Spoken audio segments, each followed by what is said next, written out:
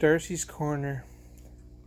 I want to make a little service announcement, I guess, that I don't really have a whole lot of followers, and that's okay. And I would love to be a presenter of some type for the media, but like I've seen a mirror and I hear my voice, so I'm not really worried about those things ever happening in my life. I mean, it'd be great if they did, but like I'm not unrealistic. Anyway, I get these thought bursts though, and I want to share them with the world. And I try to record things, but there's only so much space on your phone or on your data plan or wherever. And later or sooner, these things, even no matter how hard you try to look after them, like they get wiped out or broken or forgotten, or you don't have the passwords, so you can't get into it anymore, or it ends up in a box somewhere. Like if you went and bought a cloud, that's great, but what happens if you lose that box? Right? Or if you get to transfer over to your next time you change over your computer systems, or you move from one house to the next, and so you got to set everything up again, and you forget that box. Now all the ideas and thoughts and programs in there are lost, right? But it's not, until you hook it up again. So what I'm saying is I'm using YouTube and their free service that they make millions of dollars off of, or billions of dollars off of, kind of was like a personal video library kind of thing. So I can look back on stuff that happened 2 years ago that I recorded and like gain some insight from myself every once in a while. Like, yeah, I did that. I know how to do that. I'm pretty smart on these issues, I think. Don't get me wrong. If this channel were to ever like become something, that'd be wonderful. But I'm not delusional. It's fine. Anyway, sorry for that long ramble, but and that's once again I might say something like, "Well, I'm not going to post this," but no, I think I'm going to post it. And I understand if no one watches it, it's not that interesting, but it is to me because I've just been I've been trying to figure out this condition for a very long time, and it helps to have a reflective medium to talk into, so you can really think about what it means to be trans and what your orientation is or isn't. Because, like, see, you'll notice I keep screwing with the voice too. But anyway, I would really like to know who and what I am, because I haven't got a clue. And it's really frustrating. And part of the reason I haven't got a clue is because when you mess with your hormones like I did for this to happen, it resets your internal sense of who you are, and it really messes with your mind, because you find yourself much more emotional about things than you ever were before. At least I certainly have been. And it's fine. I was warned that this would happen. And not even really warned, just like told, right? Because it's not bad. I mean, parts of it are very unpleasant because you feel it much more intensely, but it's fine. You know in that moment when that happens that that's what's happening. So it's like you can manage. Like, okay, I'll just be sad for a little bit here, and then like, yeah, I'm upset about this issue, but I know it's not this big a deal, and like I'll get through it and be fine. And I have, and I was, and it was okay, right? So like I knew that was happening, but those extreme situations that happen like once in a while, that doesn't happen hardly at all anymore.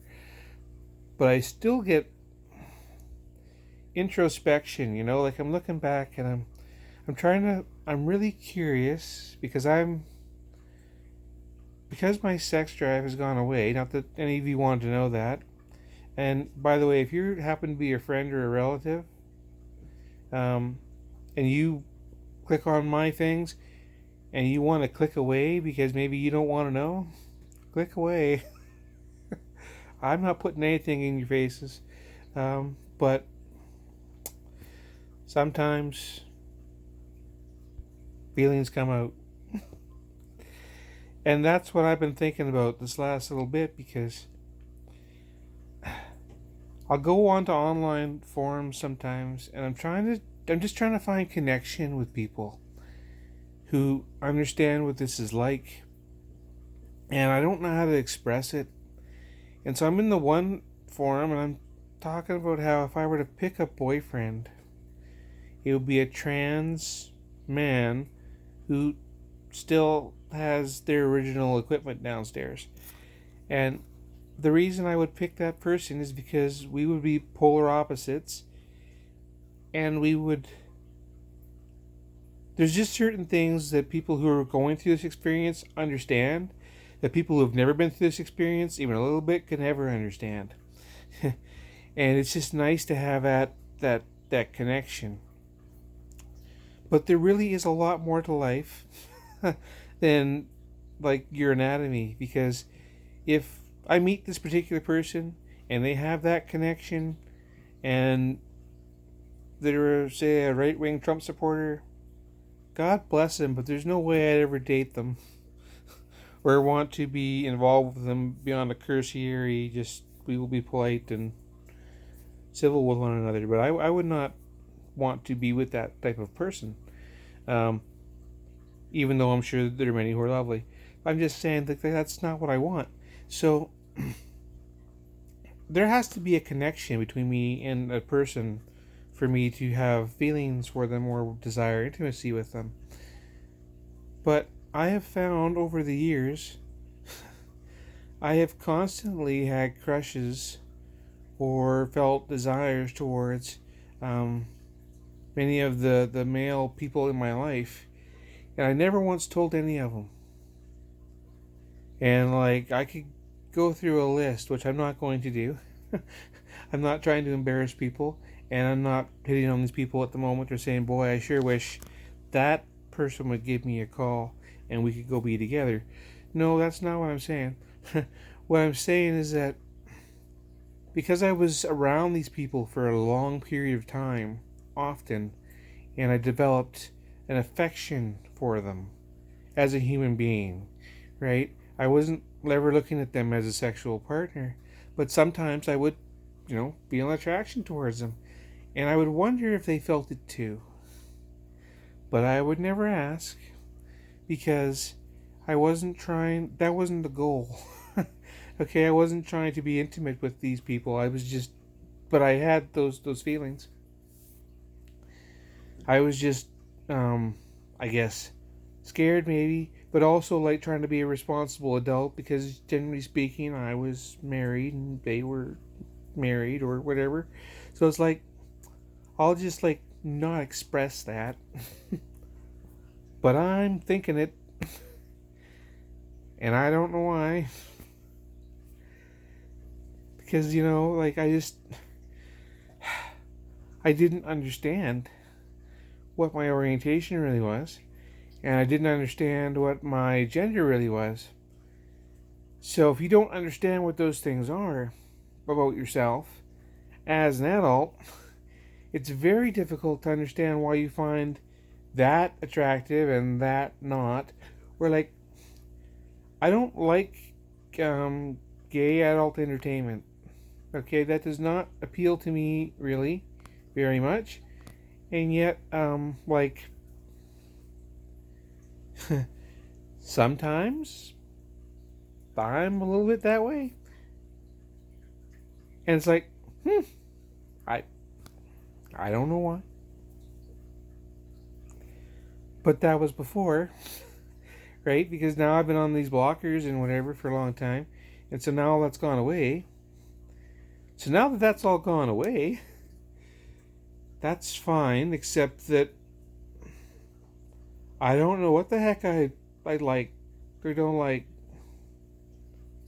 or what likes me, if anything. No clue. It's a very weird place to be in my life. I did not think that I would be questioning this much about my transition. I'm not sorry that I'm doing it. I'm just like, Yeah, when they say we're confused, well, there's a good reason we're confused. We're not confused about our orientation or that we're doing the right thing. We just don't necessarily know what the hell it means because it takes a while for the hormones to balance out, and then you get your sense of self back. But like meantime, it's you're just doing everything you can to push the ball forward as fast as possible. Because who wants to be, the show for the neighbors to watch? Nobody. Nobody wants to be the freak show, and I certainly didn't want to be. But like, I'm stuck with it, so I just gotta roll it. Anyway, that's Darcy's Corner. Those are my thoughts, my orientation, and maybe other people will find that useful too. Like, because I thought when I was posting on those forums that I was attracted to trans men or trans women, but feminine trans women, which kind of means like passing, but that's not really right because then you're not really attracted to the person. You're like attracted to a shell, and that's not really what I want. I don't want a shell. I want a person I have a connection with. And every time I felt real desire towards people, it's been people I had a connection with. So that tells me it's not a visual thing for me. It's not, oh, that looks nice to me. It's if I'm connected to them, if I want to please them or want them to please me, like if I want something from them, friendship wise, then that makes it important. That makes it matter.